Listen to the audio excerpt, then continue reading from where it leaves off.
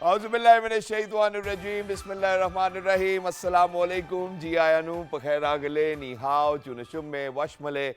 Ohio Gonzaimas. Guten Morgen. Hola. Bonjour. Privyet. Kaifa hal? Halishuma Chatore. Ahlan wasalam. Marhaba. Buna. Mucho. Gracias. Swabia. Balli kare. Hosh galden. Anayo sayo. Khuya mora. And adab to everybody who's tuned into PT World and are watching World this morning alongside Shahzad Hassan Khan.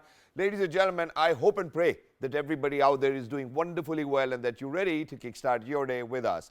But first things first, I think today when I woke up, alhamdulillah, I had a heart full of gratitude, shukr, alhamdulillah. I think that's one way of starting your day, and you will see that it's going to reflect upon you throughout the day as well. So I was lucky enough, my mother called me early, it's 7 in the morning. She was like, beta, you have to be at work. And I was like, Maji, assalamu alaikum. And thank you very much, for the effort you put in every single day. So my mother has always made sure that I'm going to be on time. But there's this one thing which I was thinking today, and that was that what if that, everybody over here in our country actually shows up on time, may it be at work, may it be if there's something, a meeting, may it be the tournament, a cricket match. I think that it will actually have a very positive impact on the way we are and the way results are for all of us. Imagine, and this is something which is a dilemma. And unfortunately, I'm not talking about each and everybody. It might look very generic, but majority of the times I've seen that people who are actually supposed to be inside the office at 9, they're not at office at 9 a.m. Unfortunately, so you will have to wait for them, even if you're an early riser, because they weren't at time. You cannot get your stuff through or things through or whatever you want to do, or that meeting wasn't on time. I think it's going to have an impact on all of those 15 or 16 hours you're going to be out there working for yourself and for your family. So humble request to each and every one of you to please, you can actually add this into your New Year resolution to please make sure that you're going to show up on time, make sure that you're going to have a disciplined life, because this is the first thing and the only thing which we have in our hands.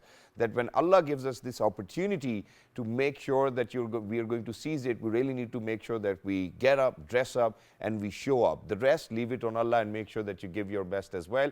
And then there's a counter argument as well. So for people who are usually late, what they say is that so what, we actually stay late in the office. Imagine that if majority of your staff is working from 9 to 5, I think what's the point of you sitting till 9 p.m. or 11 p.m. for that matter as well, because the people who will be working for you are not going to be there. So please do not justify it that way.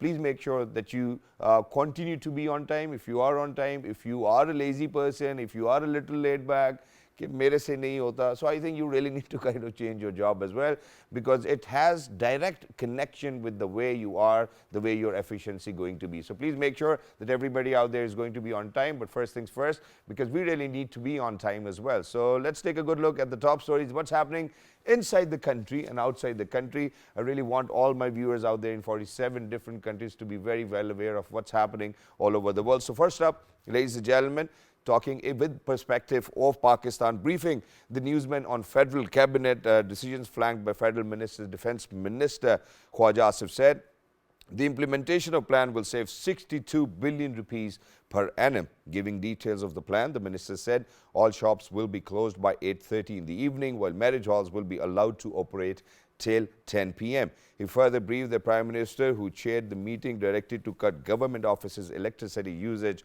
by 30%.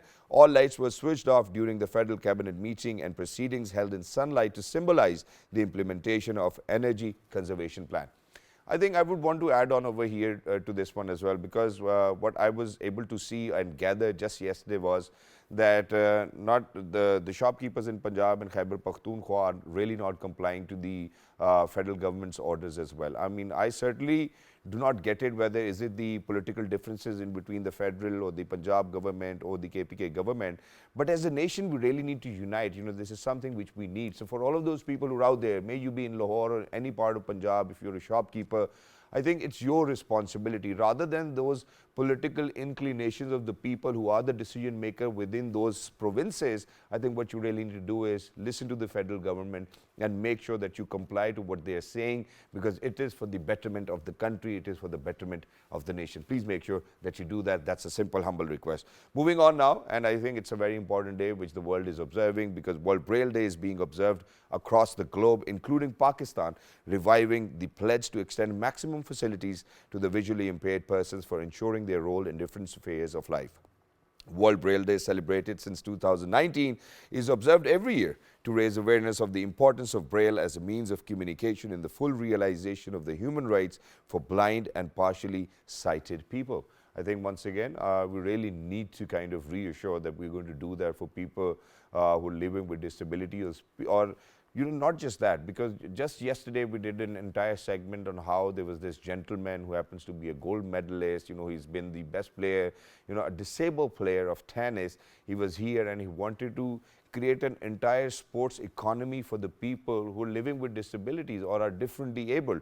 So I think for all of those individuals who are out there, it's an important day. We need to raise awareness, and such is a platform over here at PT World this morning, where we will continue to make sure that for all of those people who are out there, they contribute, whether in one way or other, but it's going to have a positive impact. Now coming down to Pakistan versus New Zealand, well, that's my favorite subject, ladies and gentlemen. The second test and the third day will begin. I think it has initiated as of now, because it was supposed to start at 10. We were at 154 for the loss of 3 wickets. Babar Azam got run out, but I believe that it was Imam's mistake, wrong call. But unfortunately, Abdullah and Shan could not capitalize on the way they should have, because if we are to consider Latham and Conway, the openers from New Zealand, I think they had a fabulous partnership, and they've made sure that they're going to give them that platform. Not just that, if we speak about New Zealand a little more, when we look at the 10th wicket partnership, it was 103 of 137 deliveries, in between Ejaz and Matt. So I think now the responsibility is on Imam's shoulders, Saud Shakil, Sarfaraz, and then Salman Ali Agha. Salman Ali Agha just had his first ever test century, 3 half centuries, so quite a lot. 295 is the trail for Pakistan. I'm not very hopeful for Pakistan this time around as well. The first match ended up in a draw. What's going to happen with the second one? Well, if we struggle too much, either New Zealand's going to take it, or else it's going to be another draw. And so the series will end up in a draw as well. Then we'll have 3 one-day internationals. We're now coming back to World this morning. Ladies and gentlemen, before I introduce my worthy guest, I think I would certainly want to talk about it, because imagine that, when I was growing up, so I, really didn't had that much, okay, so I'll be honest over here. I'm very sorry. So I wanted to play with words a little. But so imagine, while I was growing up, we were not from a family. We had a very humble background. We were not from a family where we will get a lot of pocket money and we could spend wherever we want. So I would get a car with some fuel in it, shukr, alhamdulillah. But my father would only give me a 50 rupee note or a 100 rupee note when I was in my university. And I still remember that in my university, if you are to get a samosa chaat or probably a fizzy drink alongside that, it would cost you 70, 80 rupees. But we usually used to spend it in gaming cafes, because you could get an hour of playing in a gaming cafe for 40 rupees or 50 rupees. So spending 2 hours over there. So it really didn't help us in being financially literate. Now, eventually, alhamdulillah, when you progress in your life and you start to take decisions, and that too independently, that's where financial literacy is actually going to matter quite a lot. It's all about the way you use your money, which you have earned with all of that hard work you put in, which is going to give you return. Because, in a few years' time, I will have to retire. That's the harsh reality of life. No matter what you do, your body is incapable of doing all the actions which I'm doing as of now. So I might not be, unfortunately, able to do the same if I live at 65 or 75. Allah knows better.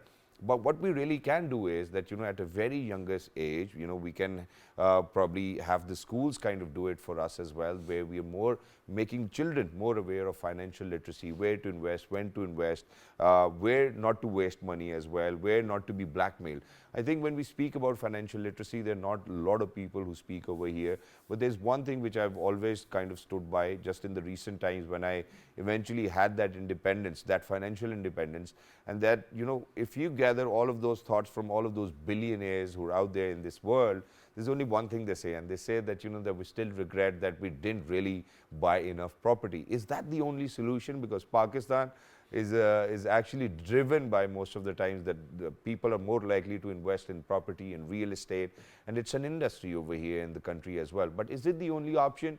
What do we mean by financial literacy is something which we are talking about, and that too for children. You know, we're not talking about for adults. Even adults make mistakes as well. But how do we make them financially literate is something which I wanted to talk about, and we have a worthy guest over here inside our studios who's actually going to speak about it as well. So ladies and gentlemen, we're very lucky that we've been joined by an educationist. She happens to be Miss Miran Malik. Hello, assalamu alaikum, good morning, how are you? Wa alaikum assalam wa rahmatullahi. Good morning to you too. Sabah al khair, sabah al noor. My resolution is to follow you and at least learn to say good morning at least 7 different languages. We can do it right now. Do you want to do it? It's going to be really difficult, isn't it? All right, I think we can do it after the show too as well. But Inshallah. you know, if I can be of any help, I would certainly make sure that I do that as well. Love that. But Miran, when we speak about financial literacy, you know, there's not a lot of conversation around it. And number one, it's because of the fact that people who have a lot of money, at times they do not show the money. You know, that's one thing. So, you know, so obviously their children might not even know how to, where to, when to spend. And then there are people who have a lot of money, but then they're wasting a lot of money as well. So there's always confusion. So when we say financial literacy, what do we actually mean by it? See, financial literacy might, you know, sound a huge topic, which is, it is a huge topic and must be addressed at the earliest age possible. True. It is, though, as simple as we can put it, we can say it's, you should know how to manage your money, how to save, how to budget, where to invest and how to invest and when to invest, True. right? True. However, unfortunately, I think we as teachers, as parents, we have absolutely ignored this aspect while educating our children. Whereas, if you want to progress and if you look at those communities who are progressing, though they are really small communities, only for the reason that they empower their children, their students at a very early age with financial literacy. Okay, when we say at a very early age, what do we mean by that? And what examples do you have in your mind to share with our viewers? 2-3 examples. Sure. Let me start off with me as a parent. You are also a parent. Alhamdulillah. Let's start questioning our children. Let's start giving them an idea. Supposedly, you start telling them the difference between a need and a want. Yeah. What Needs, is wants, food? demands. What is food? Food is a need. You can't live without it. True. What is candy? Candy is a want. Let's ask our children this, you know. And even as adults, if you ask me, what is a car? Is it an asset or a liability? I think it's a liability. Brilliant. Yes. But because you are brilliant. If you otherwise, if you would have asked me a few years back, I would have said it's an asset, you know. Yeah. I had enough money, I bought myself a car. But you know what, I'm sorry that, you know, I'm stopping you in the middle of my question, which I've asked myself. But over here in Pakistan, believe me, a car is an asset. And there's a reason why I'm saying that. You know, so you go to other countries, you know, if you're buying 2016 or 17 model car, you're going to find it very cheaper.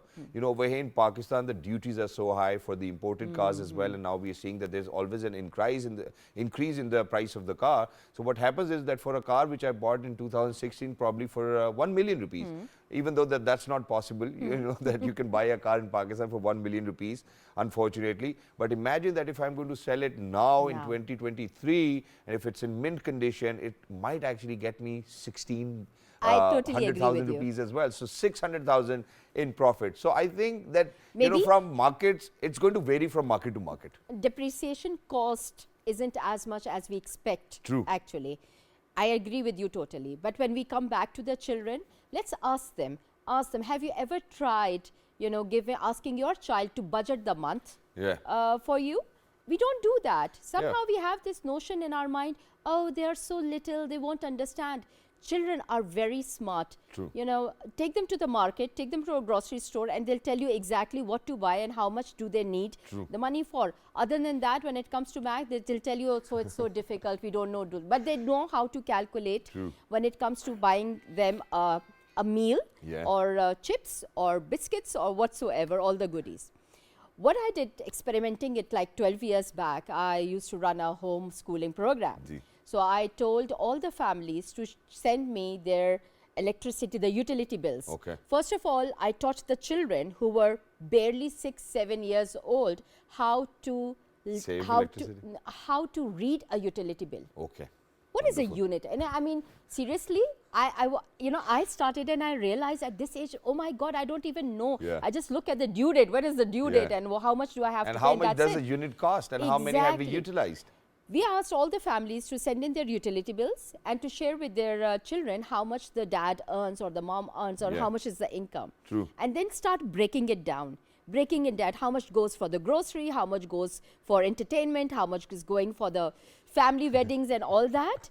And it was so surprising, Yeah. the results, that the parents came to me after 3 to 4 months and telling me, you know what, my children tell me, my child tells me actually, you know, this is wastage. True. Let's not do that. Wow. Let's save it for this thing, or let's do it that. And then we, as normally from middle class and upper middle class, we don't have savings. Yeah. Oh my God, I lived all my life from paycheck to paycheck depending That's on true. one job. True. And you know, Risking our lives every risking single our day. lives every day, and nobody was there to tell us, bhai, you know, you have to start early if you True. want to save. We look at Bill Gates kind of people and say, oh my God, he has done it so big.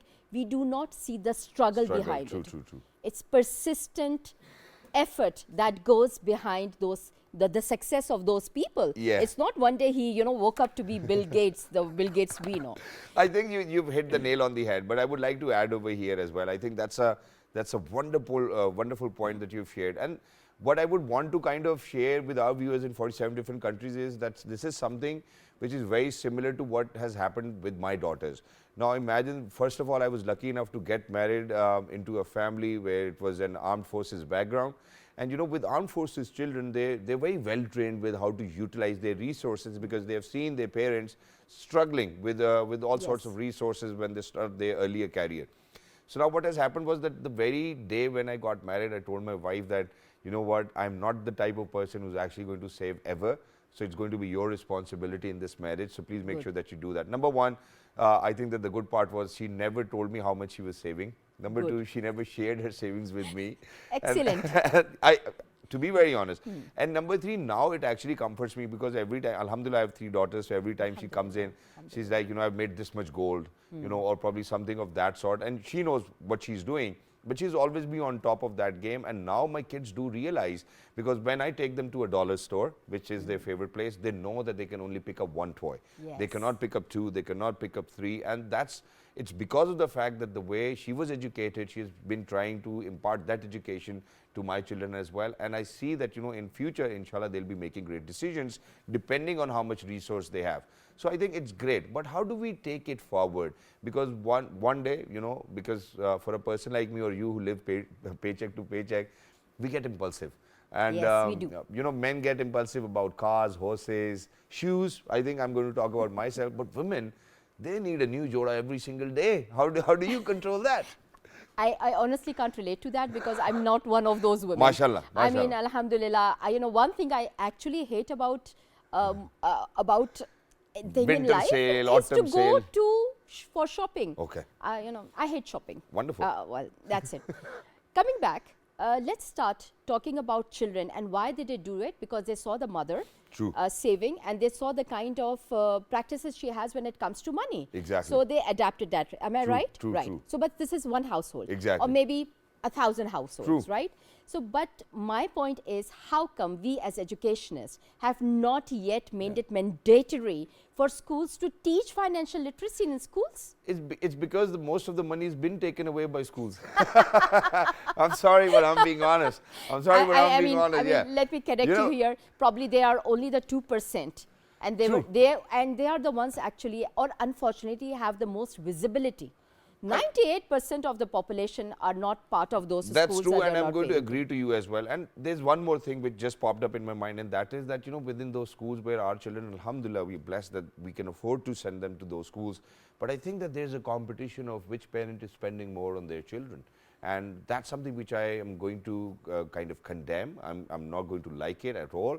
And I think that there should be a culture of modesty. There should be a culture of, you know, sharing. There should be a culture of where people are not trying to show off whether which parent is more successful in a given atmosphere, may it be a school. I'm going to take that word. Sure. Which parent is more successful? True. And I keep on advocating and training people to redefine the idea of success. True. redefine that happiness is not about having more money. Exactly. It's being more contented with whatever available resources that you have.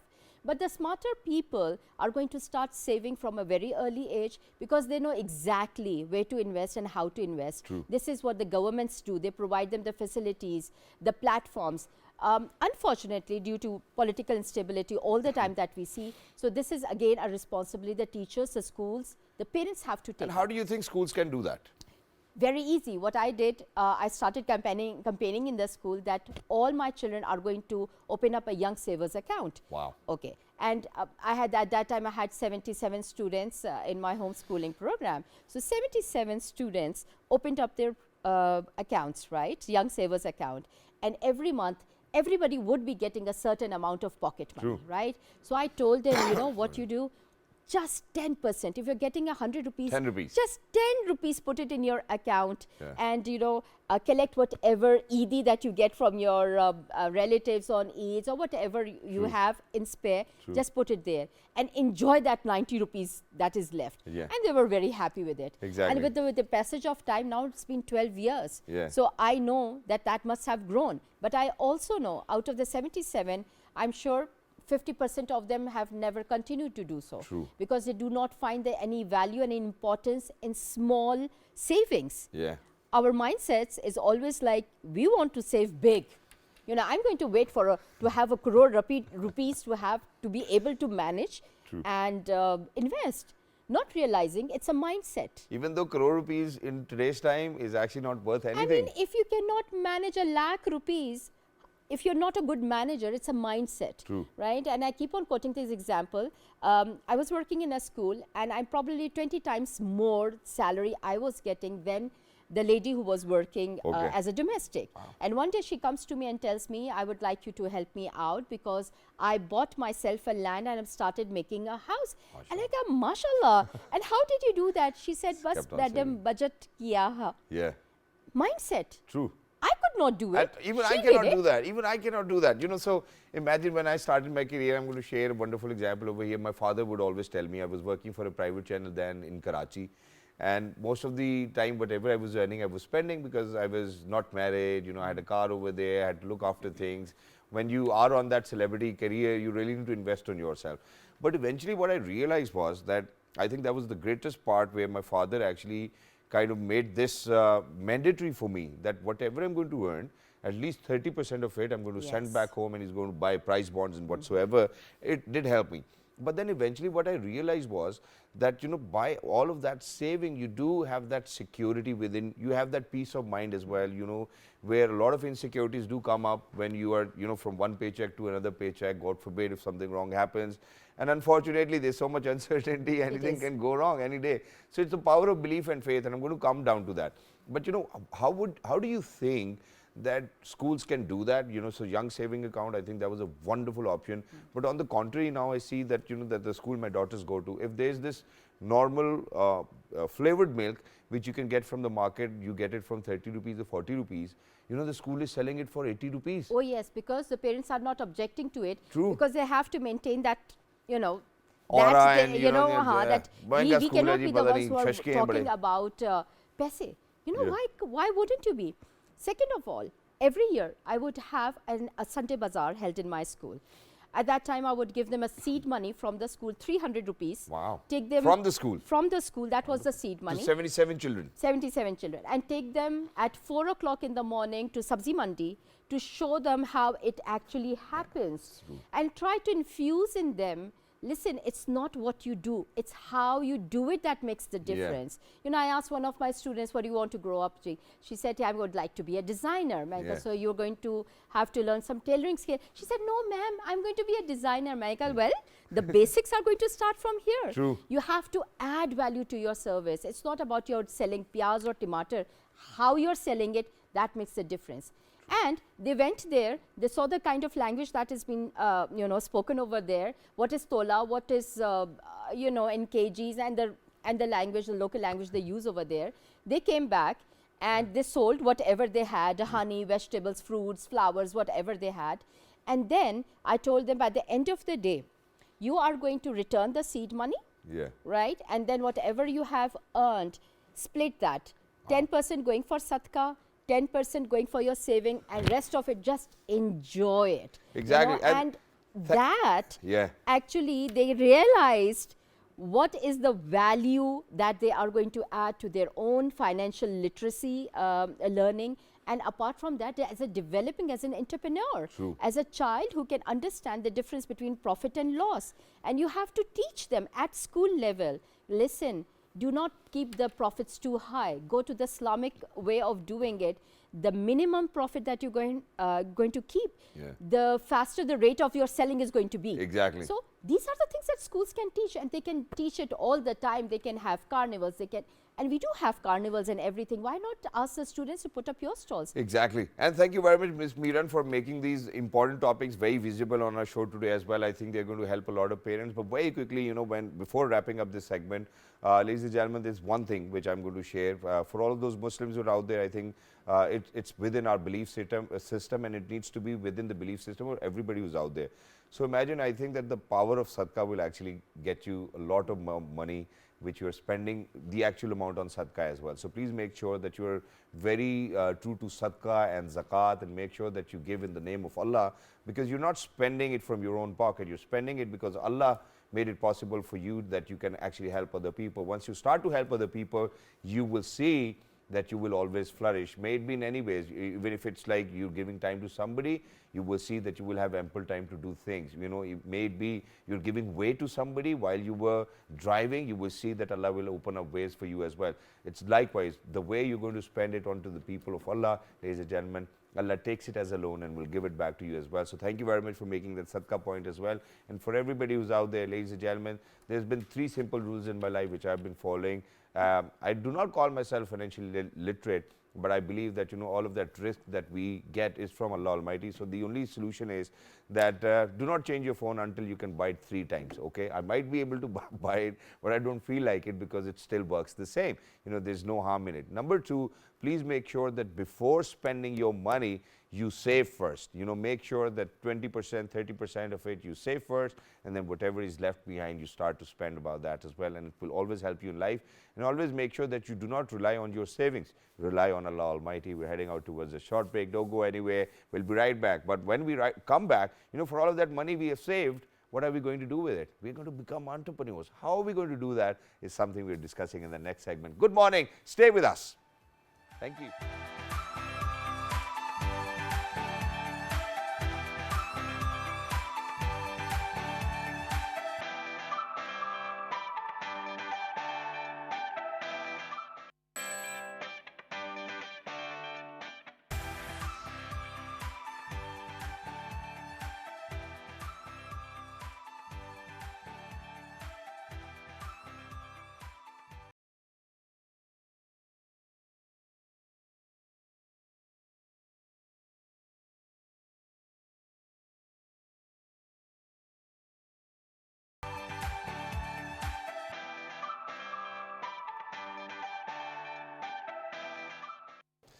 All right, ladies and gentlemen, welcome back. Thank you very much for staying tuned. You're obviously tuned into PTV1 and Watching World this morning. Before heading out towards a short break, we were in conversation with Ms. Miran Malik, who actually was educating us on how financial literacy is very important for children.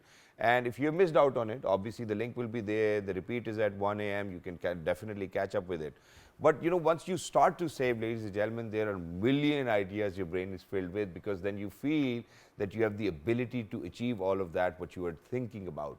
And I think such is an example, a successful example, which we are going to share with you, of an entrepreneur who happens to be over here, goes with the name of Diagar. Ladies and gentlemen, she happens to be Miss Sadia. Hello, assalamu alaikum, good morning, how are you? Assalamu alaikum, I'm very fine. Thank you so much for having me on your show, sir. And thank you so much for joining us. Wonderful to have you. Every time, you know, I was on my show, I wanted to have some amazing props, thanks to you that we finally have them over here. So ladies and gentlemen, these wonderful, you know, artifacts are over here, you know, lanterns, and, you know, so we have this, I think, a true example of Diagar as well, you know. So you can use it on mehndi, on different occasions, for decorations, you can do that. But I think for the from the very conception of the idea of Diagar, that's something which I would want to kind of talk about, so that a lot of people can out there take inspiration from Miss Sadia. because she initiated with this project of her in 2021. Everybody still remembers that that was the time when it was the pandemic. Everybody was sitting at home. People were short of ideas, but then there were people who actually rose up to the occasion and did marvelous jobs. And such is an example of Sadia. So Sadia, once again, how are you? I'm very fine. Thank you very much so for joining sir. us. Thank you Please so take us through, how did you come up with this idea and why did it take you so long to finally kind of realize that I have this ability and I can do that? Basically, I had this ability and I knew about that even before starting this Diagar. I started Diagar in mid 2021 at the time of COVID. I'm Yes. actually an MPhil graduate and I Mashallah. have done MPhil in finance. Wow. But So you're you know, financially literate. yeah, I'm financially literate. Mashallah. I'm basically from Gujranwala. So I just faced this issue that there were no related jobs over there. Okay. So starting in the very beginning, I did face this thing. Yeah. But later at the time of COVID, basically I ended up joining a college. Okay. I was an admission advisor over there. Wow. So you but weren't even a teacher, you were an admission advisor. admission advisor, administrator. For somebody I was who's in done MPhil. Yeah. Yeah, wow. But I was feeling very incomplete and like sort of, you know, it feels that there was something I was missing. So art had always been my passion. Ever I since wanted childhood? to do, yeah, ever since I was a, So would you, child, I was a kid. do you want to give credit to your parents that Yeah. they always enabled you they, to do so? They, Okay, wonderful. Alhamdulillah, they had been very supportive throughout the whole this Journey. journey, and they have helped me build this brand, Diagar. Mashallah. So in the mid 2021, I started this. I came over an idea. I just that why not start? I had this artistic skill, so why not start a business on Yeah. of this? So at that time, it was very chaotic situation. COVID. It was What a am I COVID going to time. do? Yeah, what am I going to do? I was at home at that time. Yeah. Na? And people do So- not even feel good. You know, for example, you've done MPhil, you know, and that too in finance, Yeah, and you happen to be exactly. an admission advisor. You're like, yeah, what am I doing with my But life? exactly, that is what I was facing and I was feeling. So at that time, I started from this lantern. Wow. The first thing I painted was the lantern. Beautiful. So I named my brand according to that. You know, Diagar. it's Diagar. Diagar is basically a combination of two words. Do you want me to explain it? Yeah, I will I think explain. I can explain it. I mean, from what I can get from the name is, okay, I think that these are two parts. Two parts. One is Diya, Diya, the other Diya one's means- from Karigar. Yeah, it's Really? from an Urdu, Wow, exactly. I'm so good. It's from an Urdu word and it means karigar. Karigar means the one who works. True. So I have taken that word from karigar. 'Cause you gar, work on and diyas. gar. Yeah, and Yes. it's also from my name, na? Diya, Sadia, Sadia. yeah. So the end part of my name and the end part of the Karigari karigar. And of yes. your personality, yes. Yeah, and the concept behind this Diagar is basically, you might have known about the word alchemy, alchemist. Yes, I've read Okay? the book too. So it's basically the alchemy is the transformation of a metal. It's a metal into a gold. Okay. So that's what I'm doing is I'm transforming a raw pottery and a raw lantern into something having an exquisite aesthetic True to it. that gives exquisite aesthetic to the living area. Exactly, and Yeah. it looks wonderful as well, and not just Yeah. you know these two phenomenal, amazing you know lanterns which sit on my table, but you know we do have these vases right next to you as well. So can you please explain that to us? That you know what is the kind of work? How do you take that inspiration, and then what to kind of go about, because it's all done by you.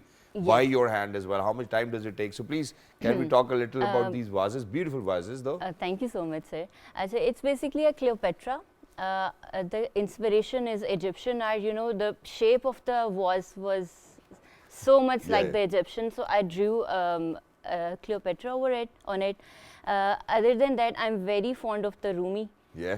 So I have drawn Rumi. Ji. Other than that, I'm very basically I take inspiration from the surroundings, Okay.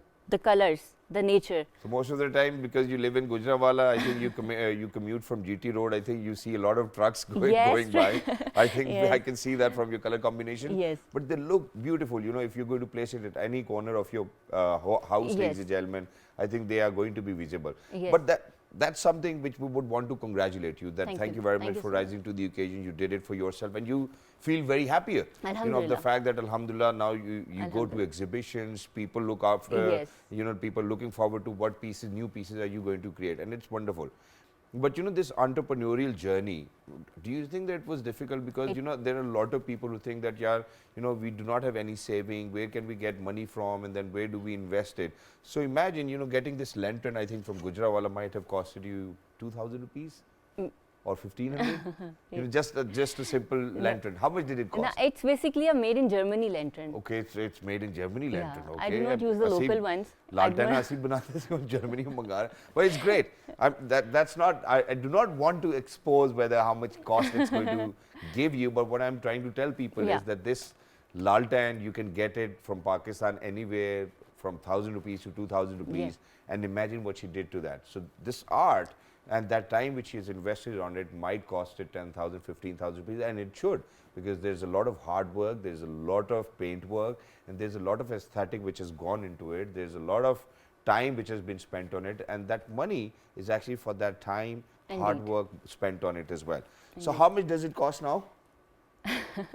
It's Because it's from Germany, okay? Yeah, it's 10,000. It's a 10,000. See, I said yeah. it already. So I imagine that if you get a lal-tan for 1,000 rupees, you do this, and you know the paint work is really fine. Yeah, I mean, you do delicate and not very see any intricate, yeah. loose ends anywhere where you know the paint might be splitting or anything. So the paint job is done really amazing. Imagine that you can make 9,000 rupees on top of that. But for that, you really need connections. Social media is going to help you do that. Yes. So how did you build up, you know, for all of those people who are going to, you know, kind of consume your artwork? Okay, you asked me about the journey. It Yeah. had been very difficult in the very beginning. As you know, it was the COVID time. True. And after that, when you know, I started from only 2,000 rupees. That's what I'm telling. That's what I've shared with people. Yeah, I just bought some paints. It Yeah. was a black and red and the very basic jo paints hote hain, Yeah. theek hai, and a pair of brushes. And I just started painting the lantern. What was the first object which you sold? It was a lantern. How much did you sell it for then? At that time, I was selling it with 4,000. It Who was bought not it? this. Who bought it? It was a client from Gujranwala. It was my a client own from city. Gujranwala. Yeah, Wonderful. it So was you from know, one the city. first ever product went on to a client, and how did you make sure that you're going to bridge that gap in between you and that client? After that, I started an online store. Yeah. I made a page on Instagram, and after that, Alhamdulillah, many organizations approached me to exhibit my products in their exhibitions. Wow. So, after the participation in the exhibitions, I got more and more Mashallah. clients, and I got more offers from the exhibition. And the sales increased. Alhamdulillah, very. And now, alhamdulillah, you might be thinking that you really need to venture onto The different Agar products has as been well. recognized, alhamdulillah. Alhamdulillah. And that's what It's you on call the- financial independence, and that's what the entire show is Yes. all about. Yes. But at this point of time, there's one more thing which I wanted to ask. And you know, so you grew up in an environment where your parents were very supportive. You know, my daughter likes drawing. You know, she watches YouTube tutorials and whatnot, and it's beautiful. But what I want to ask you over here is, because when we speak of Gujranwala, you know, we think of titar, we think of bate, we think of good mutton kadaiya and whatnot. How did you think of that? Hey, you know what? I think I should do that. It was actually art was my passion. Oh, I yeah. was never fond of the food and all and- that. So I wanted to do something different. Wow. It's an industrial city. Alhamdulillah. The Islam. So now when Gujranwala you, is an Islam. so very sorry that I'm cutting you short, but now when you see that you have a lot of clients out there, people are waiting for your art pieces to come out. Now obviously, you know, from one individual, the work really needs to move on to 10. So, you know, you're going to create job opportunities for other 9 or 10 people as well, and eventually you'll grow and make sure that it ends up in an industry. How do you plan on doing that? Basically, right now, my family is supporting me. MashaAllah. Alhamdulillah, I have 2 brothers and Wow. 2 bhabis. So they're helping And you. they help me a lot. A Mashallah. lot, I must say. And I would thank both of my bhais. Bhabhi and- ji, bhai ji, bahut shukriya aapka. Thank you so much for giving Pakistan a successful example of how women can actually do it in every sphere of And life. it was not possible without the support of my family. MashaAllah. My parents, Alhamdulillah, my father had been very supportive. My Mashallah. mother very, very supportive. Yeah. She helps me with the artwork as well. I call her Director Saiba because she directs me. Yeah. She guides me. इसको ऐसे नहीं करना. No, no, no. इसको Change ऐसे the कर लो। color theme. हाँ, सादिया मुझे Do लगता है this. इसको ऐसे कर लो Yes. ताकि सादिया को बुरा भी ना लगे और वो काम भी हो जाए। हाँ, Yeah. exactly. And she's always like she's always like a boss. True. And other than that, she helps me with the How much preparation of the how much do pottery. you sell this for? It's this for one? it's for 10,000. Yes. For 10,000 rupees. So Yeah. imagine that, you know, we do have a lot of, not a lot of people are left, you know, who can actually craft mud in this way as well.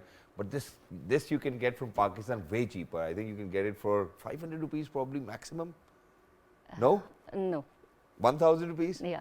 Okay, 1,000. So imagine that, you know, 900 times you can get more profit, and it's because of Yes. the time you spent on it and hard work. I'm going to reiterate upon that. So people who have been thinking that, yeah, you know, we need a lot of money to kind of start our own businesses, ladies and gentlemen, here we are sharing an example, successful example of Miss Sadia from Gujranwala, who's actually made a difference. She's having an impact. And imagine that wherever her artwork is going to go, it's going to increase the beauty and the aesthetics of that place. So Sadia, thank you very much Thank you so for much. joining us. you Wonderful so to be much. in conversation with you. More power to you. Thank you And so for much, people sir. who are out there, please make sure that you join her Instagram page, which is with the name of Diagar. Diagar.pk. And you know, we are glad that you came up over here. But the only thing you missed out on was to bring a little bit of titar and bater for us. We could have enjoyed it early in the morning. And since it's too cold, I think that sort of a diet is something I'm very tempted to as well. But congratulations to Thank you. you so much, sir. You know, her parents, you know, brothers and bhabis. I think that's the kind of environment you want to be a successful person. Ladies and gentlemen, one individual cannot do quite a lot. Such is an example of mine as well, alhamdulillah. Imagine that there was this distance which I have covered over a span of 10 years. And then there was this realization in my mind that if I want to grow further, it will have to be a teamwork. I cannot do it individually. I would want people doing stuff, you know, which is going to help me build a better career. And that was the time when I started to share whatever salary I was getting with other people. And alhamdulillah, it has reaped us manifold benefits. Shukr alhamdulillah. It cannot happen without, you know, with the blessings of Allah Almighty. So please make sure that you have that power of faith and belief in the first place. Number two, a wonderful support system. And unfortunately, in a few examples, that support system is missing as well. But then you just have to be headstrong. You need to make sure that whatever you've decided for yourself will actually work out. And inshallah, it will. All you need is persistence, consistency, and dedication. Thank you very much, Sadia, so much. for being with us. Lovely to be in conversation with you. For people who are out there, ladies and gentlemen, please make sure that you write to us on our Facebook page, which is with the name of World This Morning. On Twitter, it's World This Morning without a G. On Dailymotion and YouTube, it's World This Morning. The fabulous repeat is going to be at 1 a.m. tonight. Until next time, look after yourselves. 1, 2, 3. Good morning. Have a great day.